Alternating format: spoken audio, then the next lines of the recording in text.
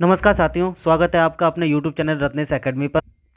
तो आज UP special का लेक्चर नंबर 7 है, ठीक है, जिसमें हम लोग पढ़ेंगे उत्तर प्रदेश के शास्त्रीय नृत्य और लोक नृत्य। इससे पहले के क्लास में हम लोग जो है लोक संगीत के बारे में पढ़ चुके हैं और अभी तक 6 क्लासेस हो चुकी हैं, ठीक है। ये 7वीं क्लास है, तो चलिए शुरू करते हैं।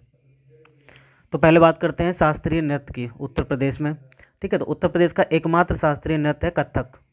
आप लोग जानते ही हैं कथक उत्तर प्रदेश या उत्तर भारत में भी, उत्तर भारत का अगर पूछा जाए तो कथक ही कोई को जो है एकमात्र शास्त्रीय नृत्य बताया जाता है, ठीक है। तो यूपी का एकमात्र शास्त्रीय नृत्य है ये कथक।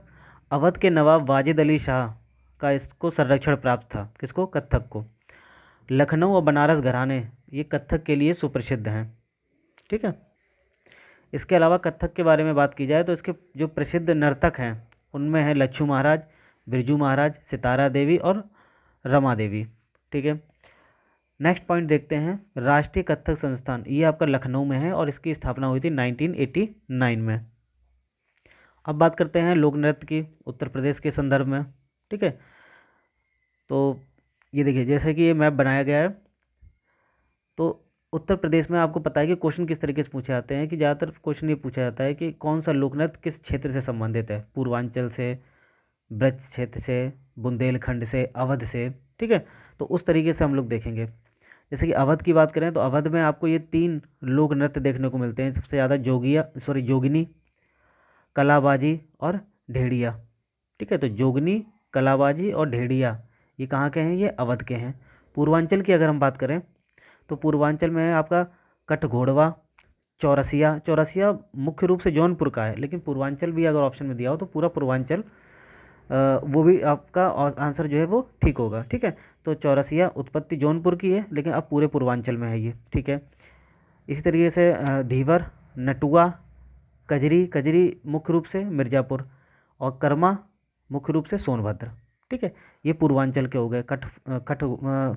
कठघोड़वा, चौरसिया, धीवर, नटुआ, कजरी और कर्मा, ठीक है। कजरी का आप याद रखना मिर्ज़ापुर और सोनभद्र का नाम याद रख, सोनभद्र के सॉरी कर्मा के लिए याद रखना सोनभद्र, ठीक है।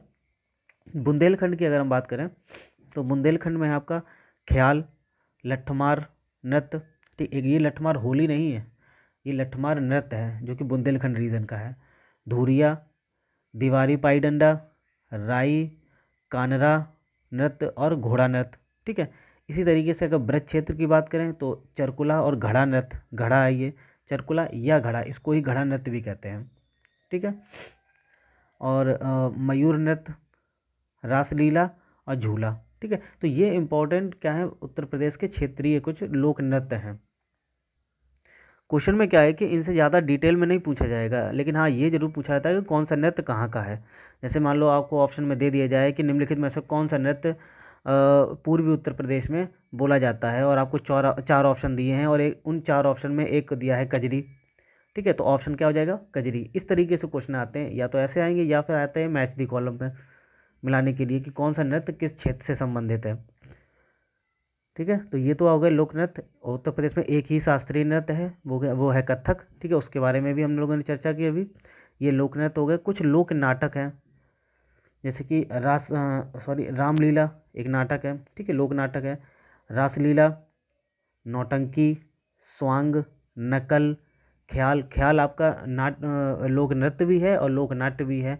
और राहुला भी एक क्या है, लोक नाट्य है ये, ठीक है। और ये विशेषकर कहाँ जो आयोजित किया जाता है, बुंदेलखंड रीजन में, ठीक है। तो ये कुछ जो है लोक नाट्य हैं, ये आपके कुछ हो गए लोक नृत्य।